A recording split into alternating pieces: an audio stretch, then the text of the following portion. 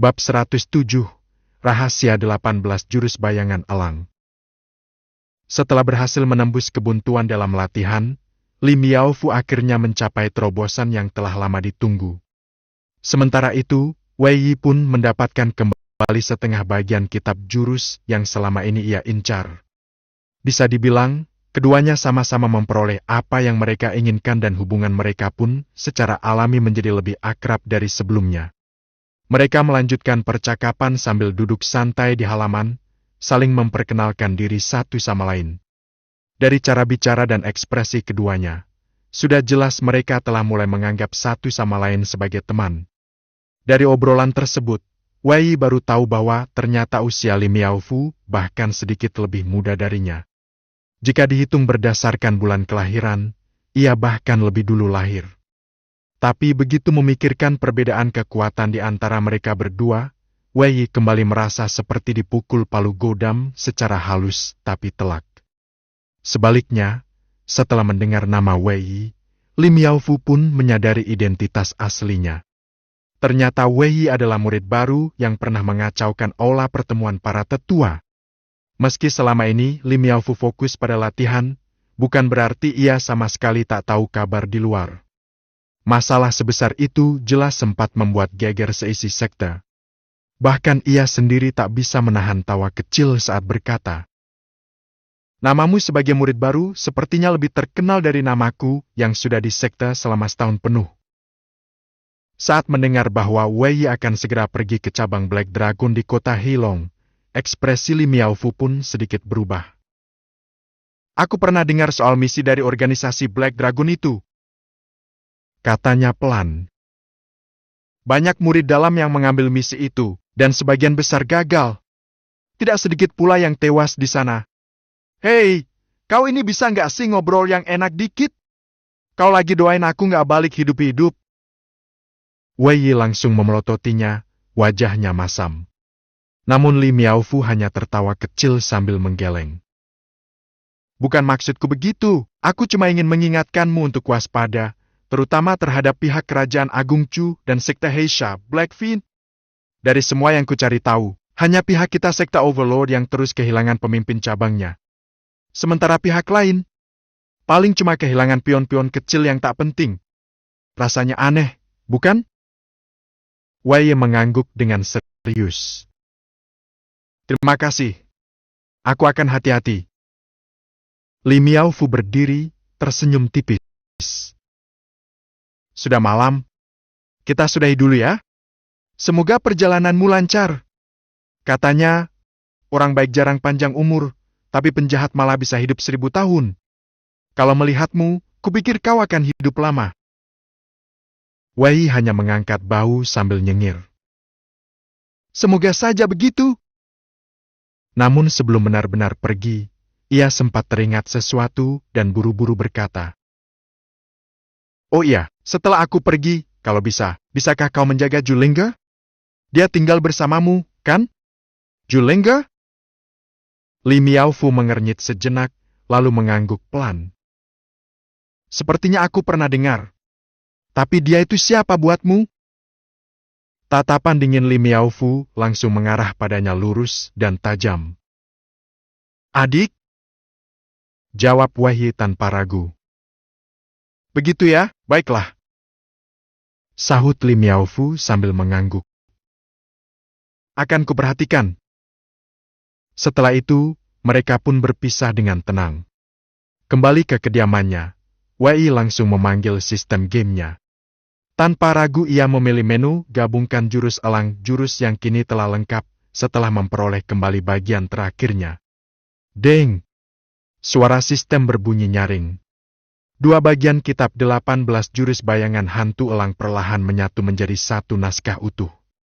Gelombang demi gelombang ingatan baru membanjiri benaknya. Isi kitab, teknik dasar, gerakan rahasia, hingga filosofi di balik setiap jurus. Durasi penyatuannya pun lebih lama daripada saat ia mempelajari jurus pedang cunyang sebelumnya.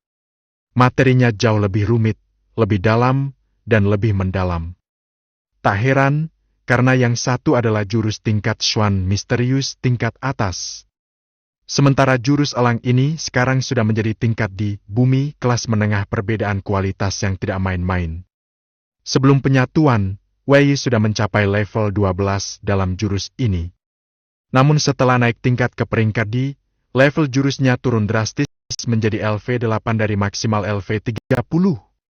Benar, jurus-jurus tingkat di memiliki batas level yang jauh lebih tinggi, tapi juga membutuhkan pengalaman dan latihan yang lebih berat.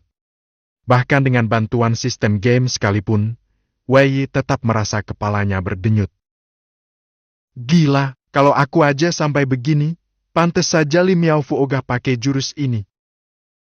Jurus sekuat ini memang hebat, tapi harga yang harus dibayar pun besar. Jika ingin mengganti jurus, maka seseorang harus memulai lagi dari awal, mengorbankan waktu, tenaga, dan fokus.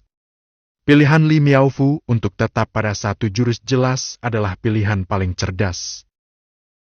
Lebih baik ahli satu jurus daripada tahu semua tapi setengah-setengah. Deng! Sistem kembali berbunyi. Selamat! Pemain Wei Yi telah menguasai versi lengkap 18 jurus bayangan hantu elang dan memenuhi syarat pertama dari misi warisan Raja Elang. Hadiah bagian pertama dari warisan Raja Elang telah tersedia. Wei Yi tertegun. Setelah mengecek dengan cermat, barulah ia sadar bahwa misi warisan Raja Elang ternyata terdiri dari 2 tahap. Menguasai versi lengkap jurus legendaris ini. Menyelidiki penyebab kematian sebenarnya dari Liu Zhong, sang Raja Elang. Karena ia baru menyelesaikan bagian pertama, maka yang tersedia hanyalah hadiah sebagian. Hadiah sebagian? Nggak dikasih tahu isinya apa? Aduh, sistem ini kadang bisa ngeselin juga. Wei Yi mengerutkan kening. Meskipun selama ini sistemnya sangat membantu, bukan berarti ia selalu percaya penuh. Hadiah yang tidak dijelaskan dengan jelas bisa jadi jebakan. Tapi, di sisi lain, namanya juga hadiah, masa kia jebakannya parah-parah amat? Setelah berpikir sejenak, Wei Yi akhirnya menekan tombol konfirmasi. Sekejap kemudian, ruang di sekitarnya seperti terdistorsi. Tubuhnya seolah-olah ditarik keluar dari dunia nyata. Jiwanya melesat menembus ruang dan waktu. Hingga akhirnya mendarat di sebuah dimensi misterius yang tak pernah ia lihat sebelumnya. Di hadapannya, berdiri seorang pria tua berambut putih seperti salju, namun berwajah merah segar, penuh wibawa dan keagungan. Begitu melihat sosok tua berjubah panjang di hadapannya, jantung Wei Yi langsung berdegup kencang. Matanya membelalak penuh keterkejutan dan tak percaya. Itu adalah Raja Elang, Liu Zhong. Walau Wei Yi belum sempat menyelidiki lebih dalam tentang kematian Raja Elang, namun karena tugas warisan yang diembannya, ia sempat menelusuri sejumlah informasi dasar. Termasuk wajah sang legenda. Dan kini, wajah tua penuh wibawa yang terpampang di hadapannya benar-benar identik dengan lukisan potret Liu Zhong yang pernah ia lihat. Atau lebih tepatnya. Tunggu dulu. Wei Yi menyipitkan mata, mengerahkan kekuatan mentalnya. Ini bukan orang hidup, ini cuma seberkas jiwa, atau mungkin hanya sebuah fragmen memori. Dengan kekuatan spiritualnya yang luar biasa tajam, Wei Yi segera menyadari kebenaran di balik penampakan ini. Yang ia lihat sekarang bukanlah sosok Raja Elang yang sesungguhnya, melainkan kesadaran yang tertinggal, semacam jejak ingatan spiritual dari Liu Zhong. Namun meski hanya sekelumit jiwa dari masa lalu, aura agung dan keangkuhan yang terpancar darinya tetap membuat napas Wei Yi tertahan. Sosok tua itu melangkah maju dengan wibawa seorang raja. Suara berat dan penuh tekanan terdengar dari bibirnya. Sekarang, aku akan mengajarkan padamu esensi sejati dari jurus tubuh, 18 jurus bayangan hantu elang. Terutama bagian terdalamnya rahasia di balik 18 jurus. Jika kau bisa menguasai 10 dari 18, maka tak ada pegunungan atau lautan yang tak bisa kau jelajahi. Jika kau mampu menguasai 15, bahkan medan perang, formasi sihir, dan tempat terlarang para sekta besar sekalipun akan seperti halaman belakang rumahmu. Dan bila kau bisa menyempurnakan seluruh 18 jurus, maka dunia ini, dan semua yang ada di dalamnya akan terbuka untukmu. Nada suaranya tenang, namun penuh keyakinan dan kekuatan. Aura kebanggaan sebagai Raja Elang yang legendaris pun terasa jelas, meski hanya lewat rekaman ingatan. Wei, yang biasanya suka menyombongkan diri, kini hanya bisa diam terpaku dan dalam hatinya muncul rasa hormat yang tulus. Orang ini memang pantas disebut legenda. Liu Zhong melanjutkan dengan nada dingin namun adil. Berapa banyak yang bisa kau pelajari, itu tergantung pada kemampuanmu sendiri. Begitu kata-kata itu selesai diucapkan, sosok Raja Elang pun mulai bergerak.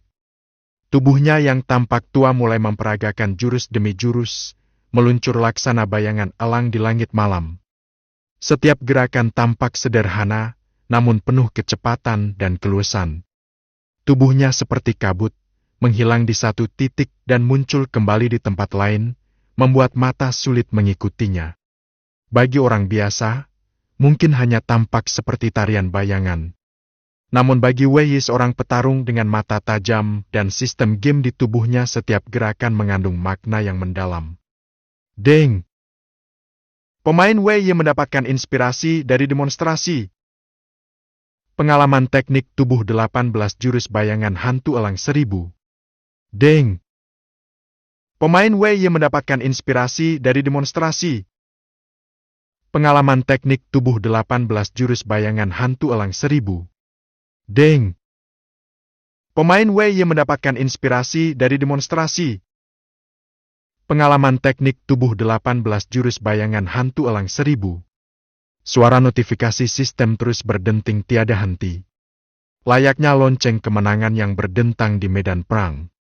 Level jurus yang sempat turun akibat perubahan kualitas teknik kini kembali melesat naik dengan kecepatan luar biasa. Wei Yi bisa merasakan setiap bagian tubuhnya berubah. Kecepatannya, kelincahan, bahkan kepekaan terhadap bahaya pun ikut meningkat. Ini bukan sekadar teknik melarikan diri atau menghindar. Ini adalah seni menyatu dengan bayangan itu sendiri. Dalam hati Wei Yi, kekaguman terhadap Raja Elang tak bisa disembunyikan. Dan saat ia mulai meresapi satu demi satu inti jurus, matanya perlahan memancarkan cahaya tajam. 18 jurus, aku akan menguasainya semua. Langkah Wei Yi menuju puncak semakin pasti. Dan jejak Raja Elang di masa lalu kini perlahan mulai ia tapaki dengan kakinya sendiri. Bab 108, Persiapan sebelum berangkat.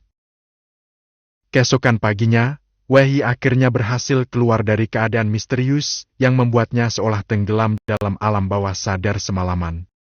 Begitu membuka mata, ia langsung mengusap wajahnya yang masih terasa agak kaku dan mati rasa. Butuh beberapa saat baginya untuk sepenuhnya sadar dan merasa kembali hidup. Ia menghela napas panjang. Keadaan itu memang memberiku banyak manfaat, tapi juga nyaris bikin jantung copot. Terlalu menyeramkan rasanya, seperti jiwaku benar-benar terpisah dari tubuh. Kalau orang dengan kondisi jantung lemah yang mengalaminya, mungkin bisa langsung pingsan di tempat. Wei Yi tak bisa menahan senyum getir dan menggelengkan kepala. Sistem game ini benar-benar terlalu misterius. Namun ia tak mau terlalu memikirkannya lebih jauh. Apapun yang terjadi, yang penting hasilnya memuaskan.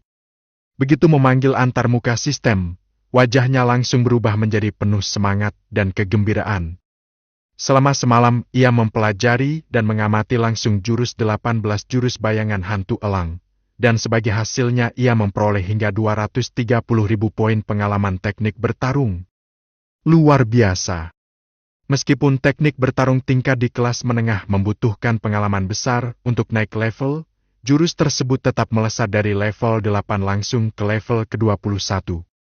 13 level dalam semalam. Sekarang baru bisa dibilang masuk ke tahap mahir. Bahkan teknik tubuh dari kelas atas tingkat Xuan yang telah mencapai kesempurnaan sekalipun, rasanya tak bisa dibandingkan dengan jurus bayangan elang level 21 miliknya sekarang. Saking antusiasnya, Wei Yi pun tak sabar ingin mencobanya secara langsung. Begitu pikirannya memerintahkan tubuh untuk bergerak, tubuhnya langsung melesat seperti peluru lepas dari laras refleksif dan spontan. WSHH. Dalam sekejap, dia sudah berada di depan pintu kamar, nyaris menabraknya. Namun tubuhnya dengan gesit menyesuaikan.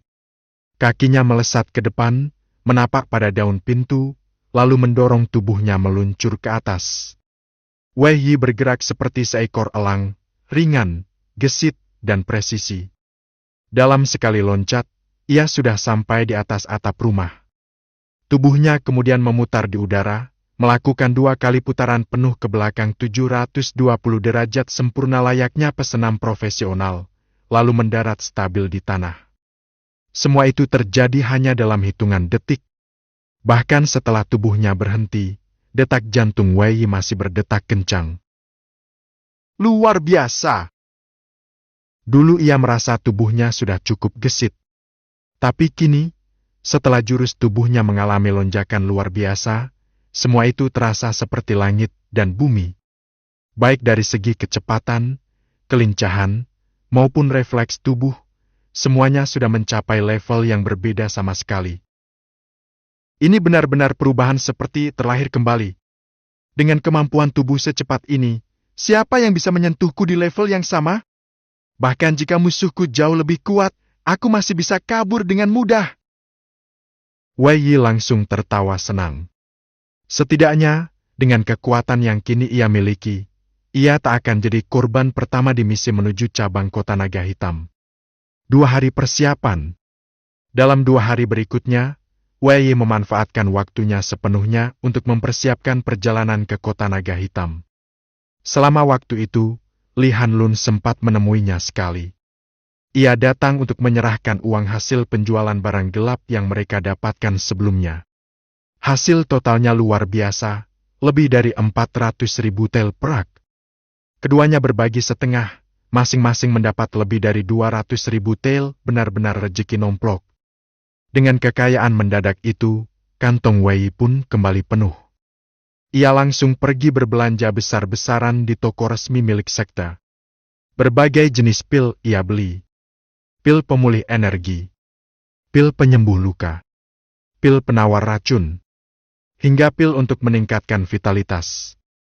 Pokoknya apapun yang sekiranya bisa berguna dalam misi, ia beli semuanya.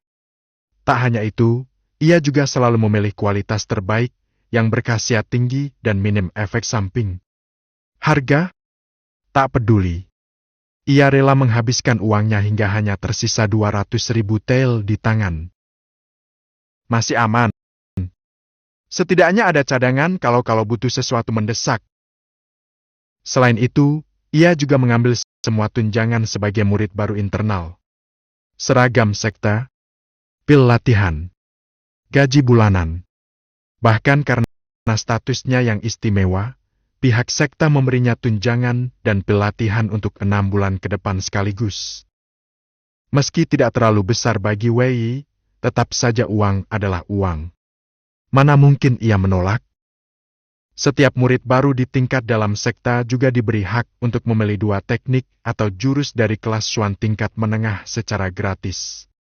Tentu saja Wei Yi tidak menyia-nyiakan kesempatan itu. Untuk ilmu pendukung tubuh, ia memilih jurus bernama mantra pembakaran tubuh api.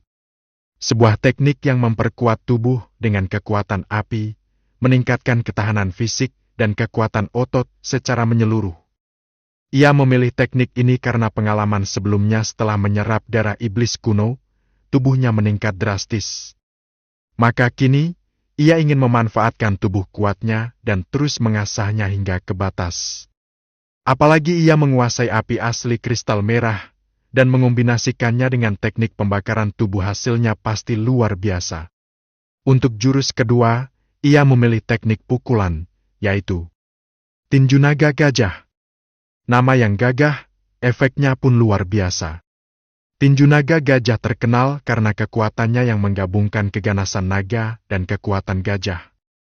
Satu pukulan bisa menghancurkan batu karang dan menggetarkan jantung lawan bahkan sebelum fisik mereka terkena.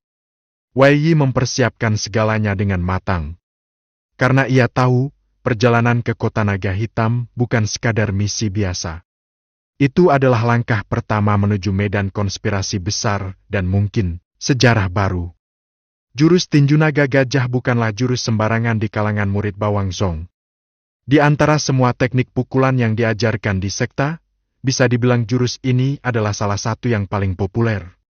Hampir semua murid yang tertarik mendalami seni bela diri tangan kosong, pasti pernah mencoba atau setidaknya mengenal nama teknik ini.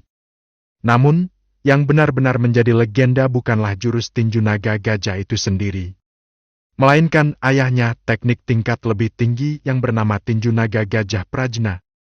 Teknik tersebut merupakan ilmu pukulan tingkat di kelas atas, salah satu warisan kebanggaan terbesar milik sekta Overlord. Satu pukulan dari jurus itu dikatakan memiliki kekuatan 10 naga dan 10 gajah. Kekuatan yang luar biasa ganas dan destruktif. Sampai-sampai tubuh yang sedikit lemah pun bisa langsung terpental dan terluka parah hanya dengan satu serangan. Teknik itu bahkan pernah disandingkan dengan teknik pamungkas sekta, tinju raja penakluk. Sayangnya, karena masih belum mencapai kualifikasi, Wei belum bisa mempelajari teknik legendaris itu. Bahkan sekadar melihat atau menyentuh naskahnya pun tidak diperbolehkan. Ingin memanfaatkan sistem untuk mencuri ilmunya? Tidak mungkin. Teknik tingkat tinggi seperti itu dilindungi sangat ketat. Karena itu, Wei memilih jalan paling realistis. Menguasai terlebih dahulu versi dasar yang disederhanakan, tinju naga gajah. Kalau nanti punya kesempatan, baru dia pelajari jurus aslinya. Kalau pondasinya sudah kuat, belajarnya pasti jauh lebih mudah. Persiapan yang selesai dan hari keberangkatan. Setelah 2 hari penuh sibuk mengatur ini itu. Akhirnya di pagi hari ketiga, Wei sudah sepenuhnya siap untuk berangkat. Ia hanya membawa sebuah ransel sederhana di punggungnya, dari luar tampak biasa, tapi sebenarnya nyaris kosong. Semuanya hanya untuk mengelabui orang-orang, agar tampak seperti perjalanan biasa. Sebelum pergi, ia menyempatkan diri memeluk kepala kecil Julinger. Lalu bertanya lembut, "Sudah kamu berikan barang itu ke kakekmu?" Mata kecil Julinger memerah, bengkak, dan masih basah oleh air mata. Ia mengangguk pelan, lalu menggeleng lagi. "Aku sudah kirim kabar ke paman besar. Dia yang akan datang menjemputku. Lebih aman begitu." Wei tersenyum tipis dan mengangguk penuh pujian. "Pilihan yang bagus. Kamu pintar." Kemudian, ia mengusap wajah gadis kecil itu dan berkata dengan lembut, "Sudah, jangan menangis lagi. Kalau kamu terus nangis, nanti Shaolinger jadi nggak cantik lagi, loh." Sayangnya, ucapan ini justru memperparah suasana. Julinger langsung terisak lebih keras, bahkan tak bisa berkata apa-apa. Tubuh kecilnya bergetar, suaranya hanya tersendat-sendat oleh tangis.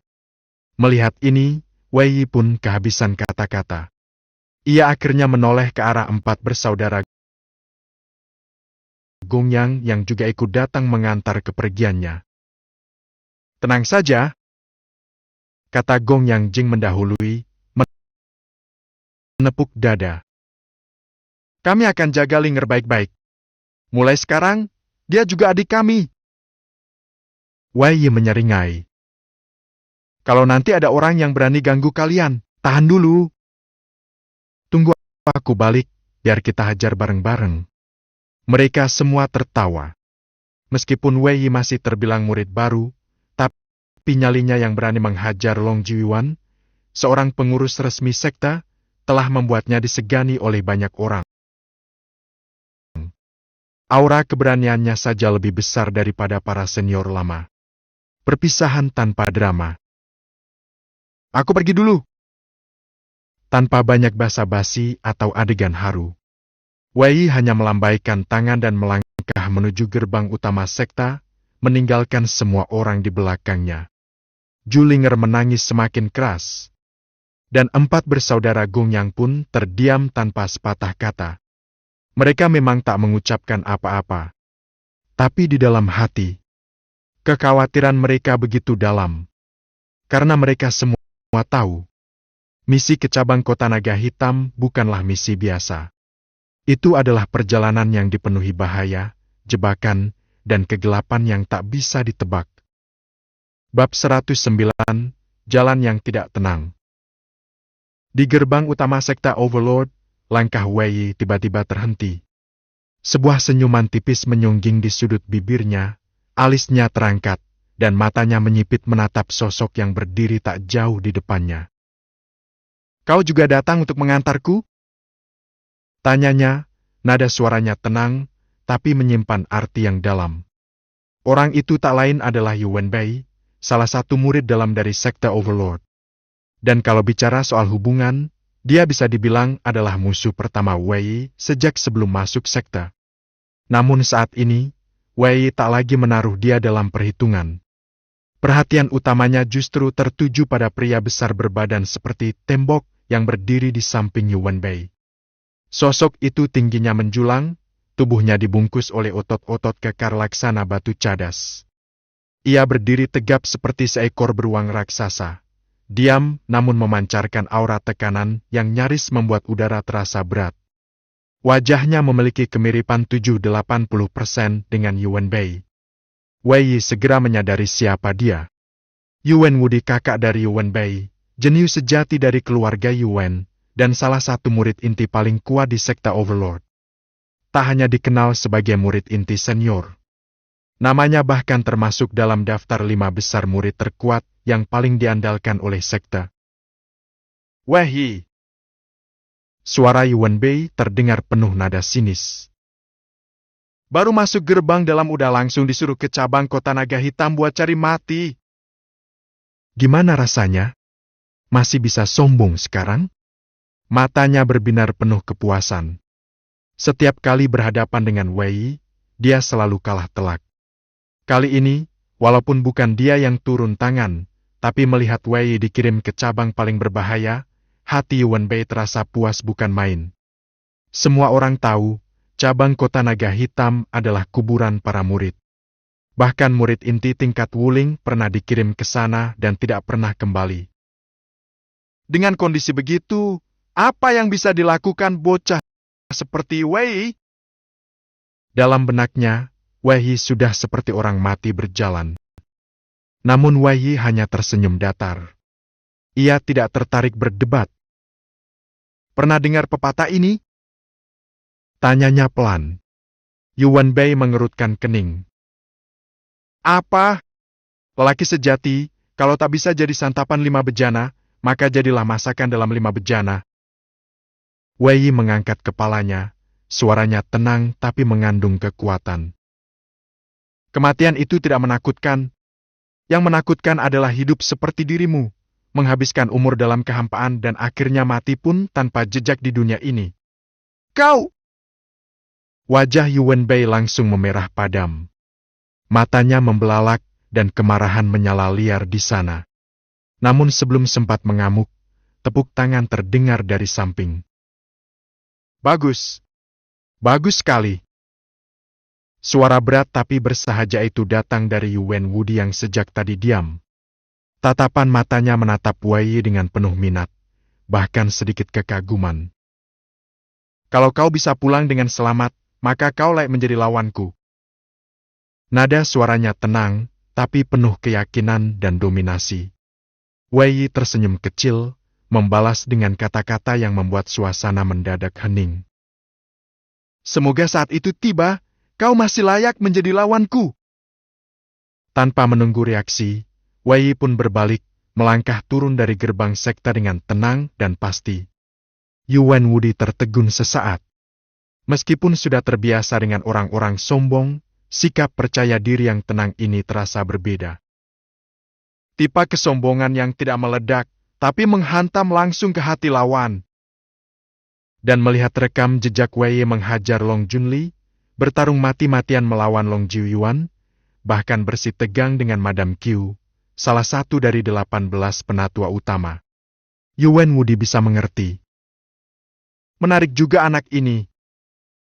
Gumamnya, tersenyum kecil. Namun tidak demikian dengan adiknya. Hai MPH! Yuan Bei mendengus penuh dendam. Sombong sekali. Orang seperti dia pasti mati cepat. Malah belum sampai ke kota naga hitam, bisa jadi udah mati di tengah jalan. Kata-katanya penuh sindiran, tapi di baliknya tersimpan makna gelap yang jelas. Mendengar itu, Yuan Wudi menoleh cepat, alisnya menegang. Kau lebih baik tenang untuk sementara waktu. Dan jangan ganggu Julinger lagi. Apa? Kenapa? Yuan Bei tampak tak terima. Mereka memang bersaudara, tapi hubungan mereka jauh dari harmonis. Yuan Wudi menghela napas berat dan menjawab dingin. Karena ada seseorang di dalam sekta yang ingin melindungi Wei. Orang itu sudah memberikan peringatan, dan kau tak akan sanggup menanggung akibatnya jika nekat. Bahkan aku pun harus berhati-hati jika berurusan dengannya. Aku sudah bilang, kalau kau tak mau dengar dan akhirnya celaka, jangan datang padaku. Usai berkata demikian, Yuan Wudi pun berbalik dan pergi meninggalkan tempat itu. Yuan Bei tetap berdiri kaku. Wajahnya merah padam. Namun di dalam hatinya, ada getaran dan kecemasan yang tak bisa disangkal. Bahkan kakak harus hati-hati. Siapa sebenarnya orang itu? Orang seperti itu, jelas bukan sekadar murid biasa. Mereka adalah tulang punggung masa depan sekte, bahkan ayah mereka pun mungkin gan memusuhi orang seperti itu. Celaka. Julinger, tidak mungkin. Keluarga Ju sedang terpuruk, mana mungkin ada yang melindunginya. Kecuali Wei. Pasti dia yang jadi pelindungnya. Sudah pergi pun masih merepotkan, dasar menyebalkan. Tapi tenang saja. Kau pikir bahaya cuma ada di kota naga hitam? Hai MPH, hadiahku sudah menunggumu di tengah jalan.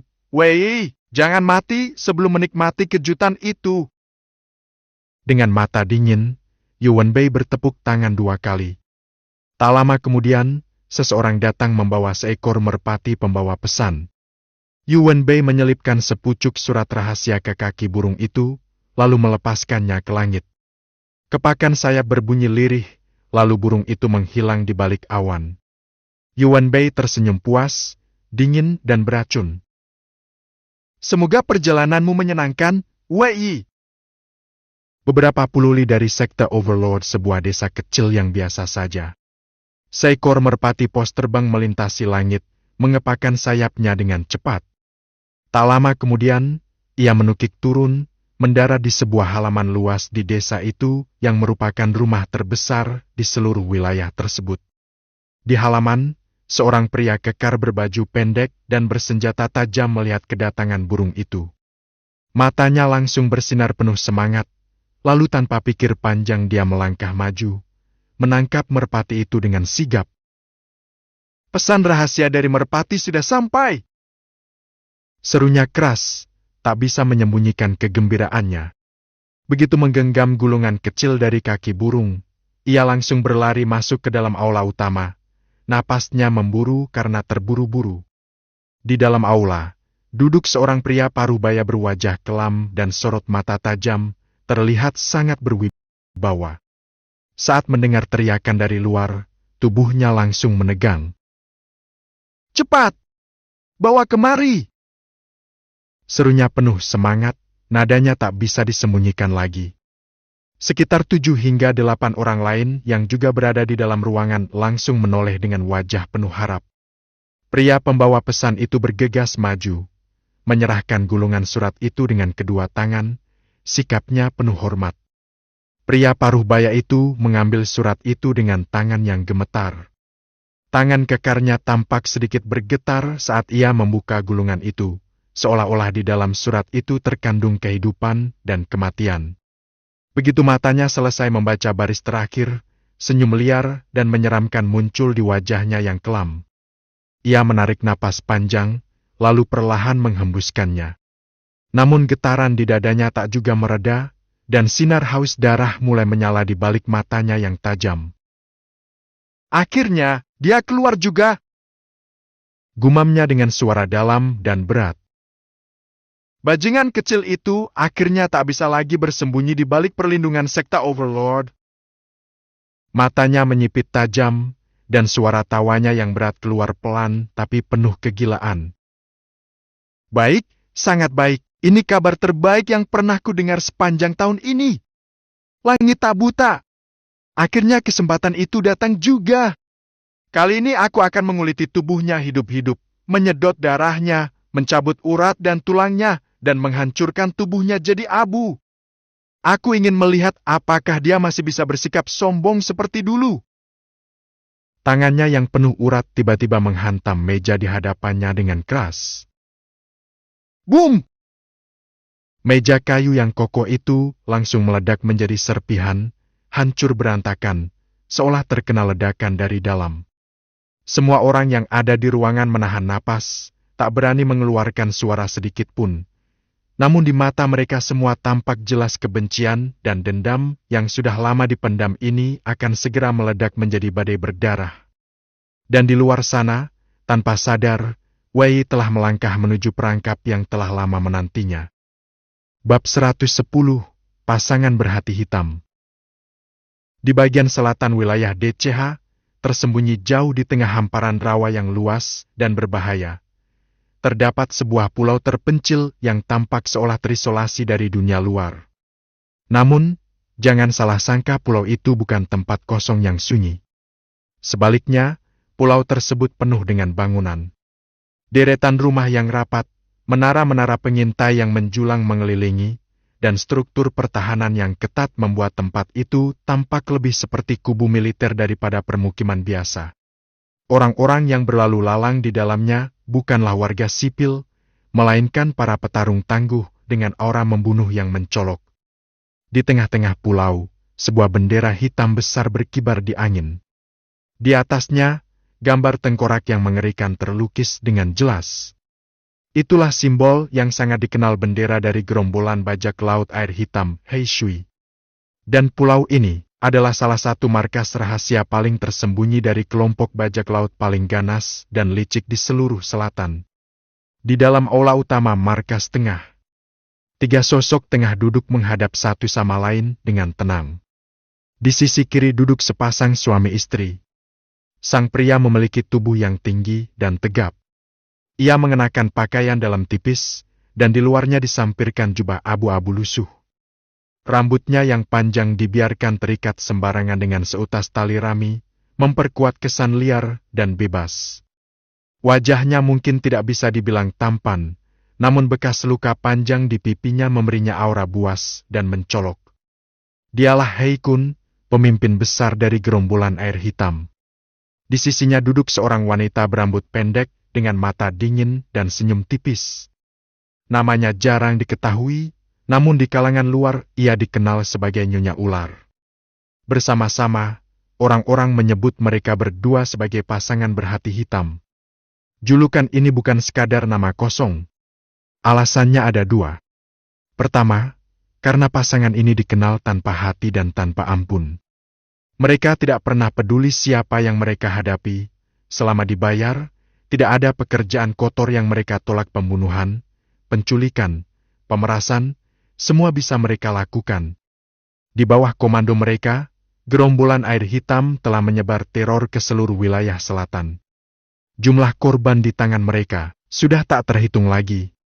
Kedua, karena teknik kultivasi yang mereka gunakan, yaitu kitab hitam Hei Kun, konon berasal dari sebuah rahasia warisan kuno di dalam reruntuhan mistis.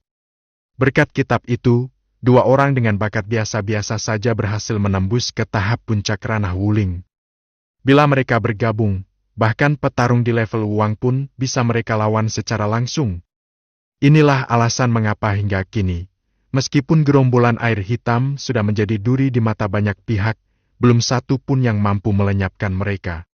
Di seberang mereka duduk seorang pria berbaju mewah, dengan wajah halus putih tanpa jenggot. Tubuhnya ramping, suaranya nyaring, dan aura yang menguar dari dirinya penuh dengan kelembutan licik. Dia dikenal sebagai Gonggong Lu, atau yang lebih sering disebut Lu Gonggong, seorang kasim berpangkat tinggi. Senyumnya yang tipis dan panjang membuat siapapun merasa tidak nyaman, seolah menyembunyikan 1000 pisau di balik punggung. Orang-orang cerdas akan langsung tahu orang ini sangat berbahaya. Tak lama, seorang bawahan berlari masuk sambil menyerahkan selembar gulungan pesan dengan tergesa-gesa. "Tuan, pesan dari sekte Overlord baru saja tiba." Hei Kun mengambil gulungan itu, membukanya dengan tangan kokoh. Matanya menyipit setelah membaca isinya, dan senyum tipis muncul di sudut bibirnya. Lu Gonggong yang duduk di seberangnya menyipitkan mata, bertanya dengan nada tajam. "Sekta Overlord mengirim orang lagi? Aku harap bukan hanya murid biasa, kan?" Hei Kun terkekeh. "Sayangnya, bukan. Masih saja seorang murid dalam, dan itu pun baru saja masuk sekte. Seorang pemula yang bahkan belum mengenal medan." Saat ia mengibaskan tangannya, api gelap berwarna merah tua menyala di telapak tangannya api beracun Yin Shui Shayan miliknya. Surat itu pun langsung berubah menjadi abu. Lu Gonggong tersenyum memuji. "Hebat, kekuatan Yin Shui Shayanmu semakin mengerikan." Namun ia menatap serius. "Tapi, apa benar informasi ini? Sekte Bawang menyerahkan pos penting seperti Black Dragon City kepada murid baru?"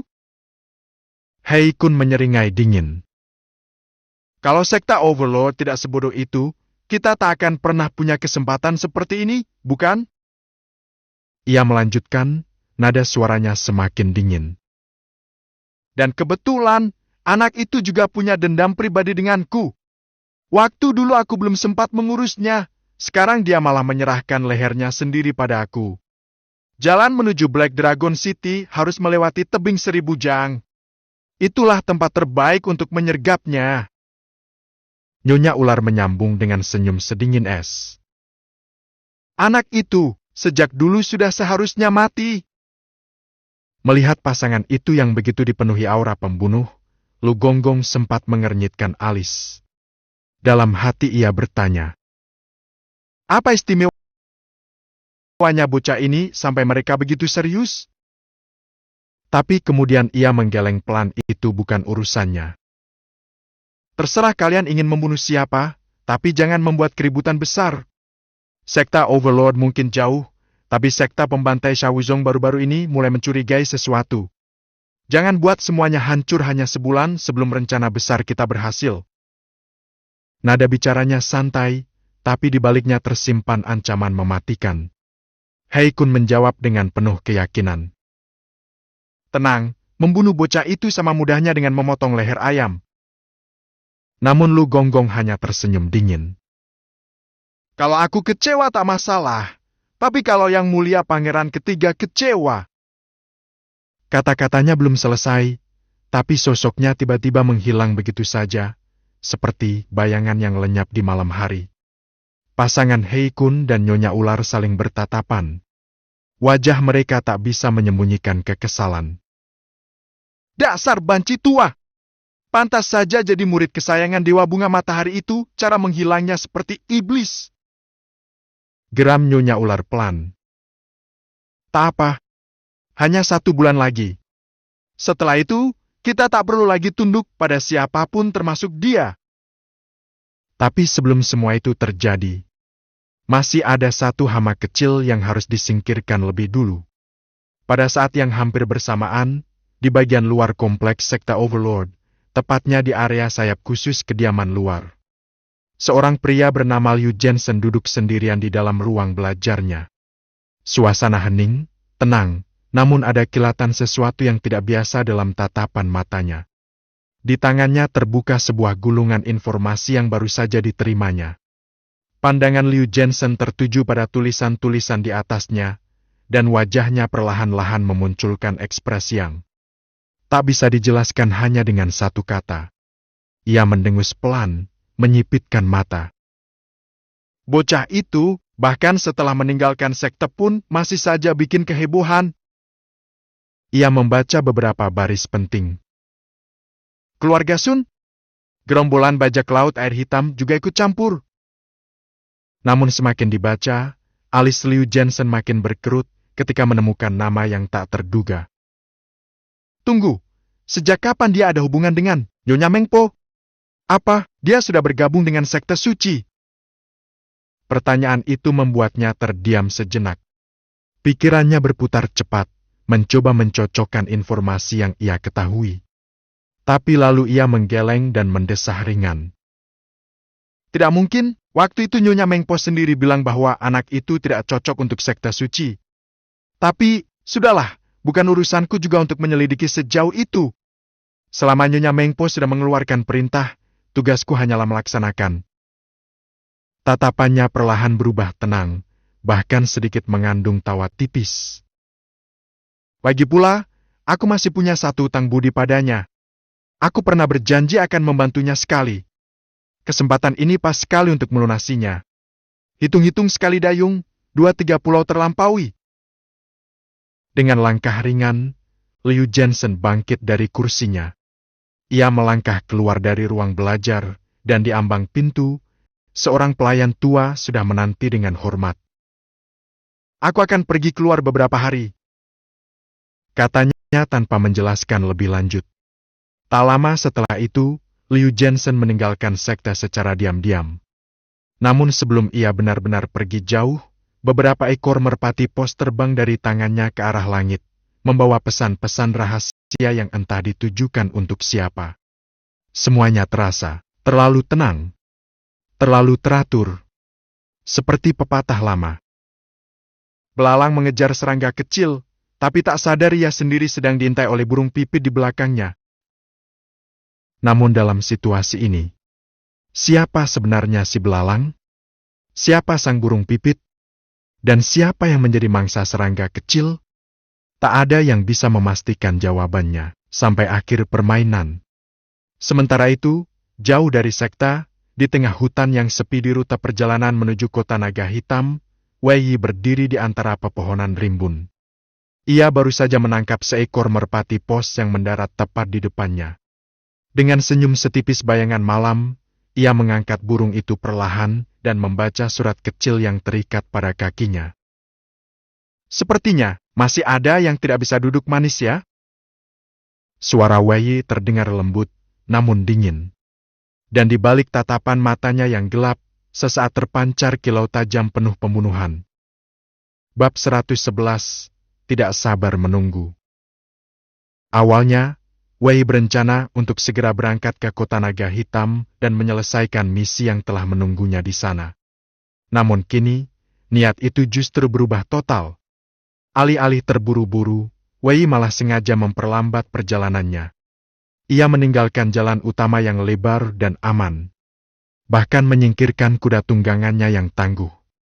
Sebaliknya, ia malah berbelok masuk ke hutan belantara yang liar dan jarang dijelajahi manusia. Apa yang sebenarnya ingin dilakukan Wei? Jawabannya, berburu monster demi naik level. Ya, benar sekali Wei sedang grinding. Sambil melakukan perjalanan, ia sekaligus berlatih dan memburu monster untuk meningkatkan level kekuatan dirinya. Di tengah-tengah rimbunnya hutan pegunungan, banyak terdapat binatang buas dan monster rendah. Biasanya para petarung tak akan repot-repot menyinggahi tempat seperti ini, karena risikonya besar, sementara keuntungannya kecil. Tapi bagi Wei, makhluk-makhluk itu adalah sumber pengalaman yang sangat berharga. Dan pengalaman adalah jalan tercepat untuk meningkatkan kekuatan dalam sistem yang ia miliki. Deng! Pemain Wei berhasil membunuh satu ekor monster tingkat 2. Exp kultivasi 700, exp jurus pedang surya murni 470. Deng! Pemain Wei membunuh monster tingkat 3. Exp kultivasi 2000, exp jurus pedang surya murni 1200. Deng! Pemain Wei membunuh monster tingkat 2. Exp kultivasi 500, exp jurus pedang surya murni 300. Sepanjang perjalanan, pedangnya tak pernah berhenti menari. Setiap binatang yang muncul baik yang buas maupun belum mencapai tahap menjadi monster semua dilibas habis tanpa ampun. Bagi orang lain mungkin tak sepadan. Tapi bagi Wei, bahkan nyamuk pun tetaplah daging. Lebih baik sedikit tapi banyak daripada mengincar yang besar namun jarang ditemui.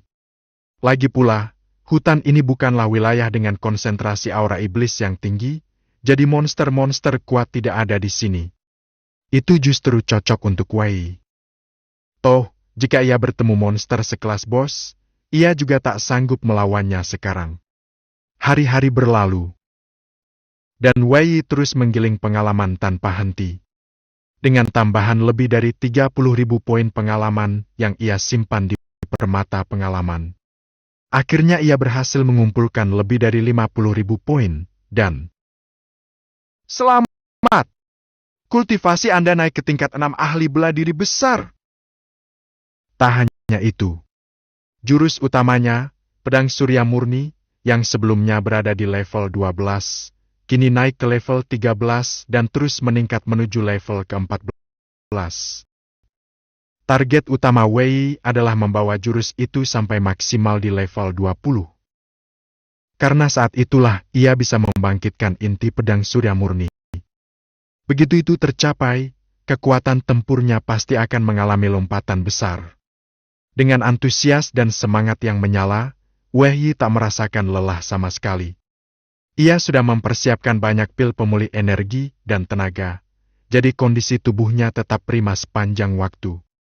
Saat malam menjelang, ia juga menyempatkan diri berlatih teknik baru, yaitu mantra pembakaran tubuh, api pemurnian, yang menggunakan api kristal merah untuk menempanya secara fisik. Jurus tinju naga gajah, yang mengandalkan kekuatan fisik murni. Hasilnya, tubuh Wei semakin kokoh. Bahkan energi darah kuno dari monster zaman dahulu yang masih tersisa di tubuhnya, kini perlahan terserap sempurna oleh api pemurnian tersebut. Tubuhnya menjadi lebih kuat, dan pukulan tinjunya juga makin ganas. Sayangnya, karena semua pengalaman fokus pada jurus pedang, kemajuan jurus tinju naga gajah jadi agak lambat. Kalau tidak, kemampuannya dalam jurus itu pun pasti sudah menembus batas. Sementara itu, ketika Wei tengah menikmati sensasi membantai dan naik level di dalam hutan, keluarga Sun justru dibuat frustrasi karena menunggu terlalu lama. Beberapa hari sebelumnya, Sun Genshin, kepala keluarga Sun, telah menerima kabar dari Yuan Bei, informan kepercayaannya. Ia langsung berangkat dari Zhongshan, membawa sejumlah petarung dan langsung menuju ke sebuah kota kecil, sekitar puluhan li dari sekte Raja Perkasa. Tentu saja, mereka tidak berani bertindak dekat-dekat dengan wilayah sekte. Bagaimanapun juga, meski dendam mereka terhadap Wei begitu mendalam, Sun Genshin bukan orang bodoh yang akan mengorbankan seluruh keluarga demi balas dendam. Rencananya, begitu Wei meninggalkan sekte, mereka akan menyergapnya di tengah jalan dan membunuhnya tanpa ampun. Sun Genshin adalah seorang kultivator tingkat raja bela diri. Ia bahkan membawa beberapa pendekar tingkat martial spirit dan puluhan pendekar tingkat ahli bela diri besar. Untuk menghabisi seorang Wei yang baru saja masuk ke tingkat atas ahli bela diri, itu seperti membunuh seekor ayam dengan meriam. Dalam benaknya, Wei pasti takkan bisa kabur, dan hanya tinggal menunggu waktu untuk dijadikan tumbal balas dendam atas kematian Sun Wenzong dan Sun Wenyuan. Namun kenyataannya, hari berganti hari, dan Wei tak kunjung terlihat batang hidungnya. Sun Genshin, yang awalnya penuh percaya diri, kini mulai kesal setengah mati. Ada apa sebenarnya dengan bocah ini? Raungnya dengan wajah merah padam karena marah. Sudah berhari-hari berlalu. Apa dia kesini naik tandu emas dan diarak 8 penjuru? Bagaimana dengan jalur lain? Apakah ada tanda-tanda keberadaan bocah itu? Suara dingin dan penuh tekanan meluncur dari mulut Sun Genshin. Tatapannya menusuk tajam seperti pisau es. Ia berdiri di sisi jalan berbatu yang lengang. Tempat ini adalah rute yang paling mungkin dilewati oleh Wei. Sun Genshin telah mengerahkan banyak orang di jalur lain juga, membentuk jaring tak terlihat untuk menjerat mangsanya. Namun, semuanya sia-sia. Seorang pendekar dari keluarga Sun yang berdiri di belakangnya menggeleng perlahan. Tidak ada jejaknya, Tuan. Kalau memang dia muncul, pasti sudah ada kabar sejak lama. Wajah Sun Jianshen langsung berubah gelap, napasnya memburu, dadanya naik turun oleh amarah yang tak lagi bisa ia redam. Lalu, apa yang sebenarnya terjadi? Bentaknya dengan nada keras. Ia benar-benar sudah berada di ambang kegilaan. Dua putranya telah tewas di tangan Wei Yi. Sejak saat itu, tiap malam ia diburu mimpi buruk yang terus-menerus memperlihatkan wajah musuhnya. Di dalam mimpinya, ia berkali-kali membayangkan dirinya menyayat kulit bocah itu hidup-hidup, mengupas dagingnya sampai ke tulang. Awalnya, Wei Yi bersembunyi di kediaman keluarga Wei, membuatnya tak bisa berbuat apa-apa. Saat Wei Yi keluar dan kembali ke Akademi Jenu, ia masih belum sempat bertindak. Bocah itu malah langsung masuk ke sekte besar Overlord. Posisi yang terlalu tinggi, kekuatan yang terlalu besar, dan perlindungan dari sekte membuatnya tak punya celah. Kini, ketika akhirnya Wei Yi keluar dari Overlord dan sedang berada di luar, inilah kesempatan emas untuk membalas dendam. Namun justru sekarang, anak itu lenyap tanpa jejak. Sun Jianshen merasa seolah dunia sedang mempermainkannya. Amarahnya tak lagi bisa disembunyikan, bahkan ia nyaris ingin menggali seluruh wilayah ini, membalikan tiap batu, menerobos tiap hutan dan lembah demi menemukan satu nama, Wei Yi. Apa mungkin dia lewat jalan kecil lain? Seseorang mengajukan kemungkinan dengan suara ragu. Seharusnya tidak ada jalan lain. Tapi siapa tahu? Mungkin saja ada jalur yang tidak kita perhatikan. Para pendekar keluarga Sun mulai saling berbisik, mendiskusikan kemungkinan jalur alternatif. Namun, tak satu pun dari mereka menyangka bahwa sejak awal, Wei Yi tidak pernah berjalan di jalan raya. Ia langsung menyelinap ke dalam hutan liar dan berbukit menjauhi semua rute yang mereka awasi. Bagaimana mungkin mereka bisa menemukan seseorang yang tidak pernah berada di jalur mereka tunggu? Bagaimana kalau kita tunggu di Qianjuangnya tebing 1000 depa saja? Usul salah satu pendekar. Matanya menyala, seolah baru menemukan petunjuk penting. Tebing 1000 depa itu jalur wajib ke kota naga hitam Hailong City. Di sana hanya ada satu jalan.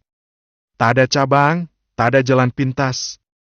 Selama bocah itu tidak menyerah pada misi Bawang Zong, cepat atau lambat dia pasti akan lewat sana.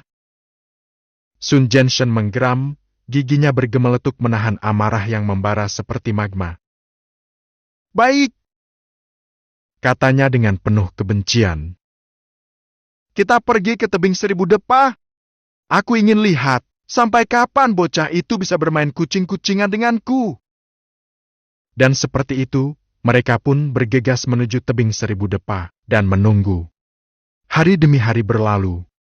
Waktu terasa sangat lambat, setiap malam terasa lebih panjang dari yang sebelumnya. 10 hari telah lewat. Barulah setelah 10 hari lamanya, sosok yang mereka tunggu-tunggu itu muncul perlahan di kejauhan. Di sisi lain, Wei Yi memang sengaja memperlambat perjalanannya. Meskipun misi tetap harus diselesaikan, namun selama masih ada waktu, ia memilih untuk berburu dan berlatih di pegunungan, menaikkan kekuatannya dengan cepat. Hasilnya, luar biasa. Dalam waktu 10 hari, ia berhasil menembus hingga tingkat 8 Walm Dewa Bela Diri tingkat menengah Grand Martial Master LV8. Dari 1 ke 3 tingkat dalam waktu sesingkat itu, kecepatan seperti ini bisa membuat siapapun ternganga. Jurus pedang cahaya murni pura yang Sword Art, yang ia latih tanpa henti, telah mencapai level ke-19. Namun untuk menembus ke level 20, ia tahu hanya pemahaman pribadi yang bisa mendorongnya lebih jauh itu bukan lagi masalah kuantitas latihan, melainkan kualitas pencerahan. Selain itu, Eagle Phantom Stabs, jurus langkah bayangan elang yang mengandalkan kecepatan dan kelincahan, juga meningkat pesat hingga mencapai level ke-22. Pada tahap ini, kecepatannya sudah bisa dibandingkan dengan kilat sulit dilihat, apalagi ditangkap. Tak hanya itu, teknik pemurnian tubuh api dan pukulan maut tinju naga dan gajah dragon ala Van Fest juga mengalami lonjakan kekuatan yang signifikan. Jika dibandingkan dengan dirinya 10 hari lalu, Wei Yi kini telah berubah seperti orang yang berbeda, jauh lebih kuat, lebih cepat, lebih tajam. Ia berdiri di depan tebing 1000 depa tebing curam dengan jalan setapak.